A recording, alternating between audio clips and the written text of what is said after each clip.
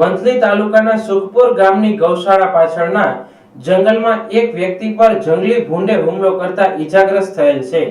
વંથલી તાલુકાના સુખપુર ગામના ઘોઘમ નદીની બાજુમાં જંગલમાં ભેંસ ચરાવવા ગયેલા કાનાભાઈ બારિયા ઉપર અચાનક જંગલી ભૂંડે હુમલો કરતા પગમાં અને શરીરના ભાગે ઈજાઓ થઈ હતી. આ બાબતની જાણ સુખપુર ગામમાં થતા તાત્કાલિક ગામના લોકો અને તેમના પરિવારના સભ્યો ઘટના સ્થળે પહોંચ્યા હતા અને ઈજાગ્રસ્ત વ્યક્તિને તેમના પ્રાઇવેટ વાહનમાં તાત્કાલિક સારવાર માટે જૂનાગઢ સિવિલ હોસ્પિટલે લઈ ગયા હતા.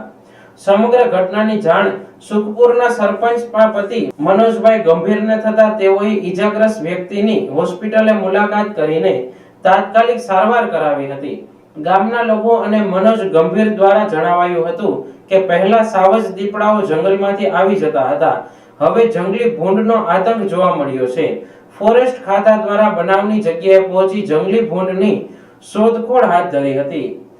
કાનભાઈ બચુભાઈ બારિયા, ગામ સુખપુર, અને હું ભેંસ હારતો હતો તે વાંથી ભૂંડું મને માથે બેસી ગયો અને પાડી દીધો ને એક ભાગ મને માથું માર્યું ને ચીરી નાખ્યો.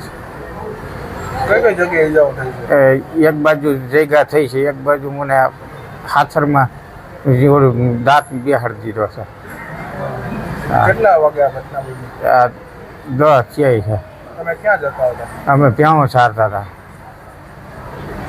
કેટલા સમયથી આ તમારો ભૂંડનો ત્રાસ છે? ભૂંડના દુનિયાનો તાર છે, કેદુનો છે. તમે અત્યારે ક્યાં છો? ટાણા દવાખાના છે. તમારી માંગ શું છે? હા, હવે એને પકડવાનું છે એમ.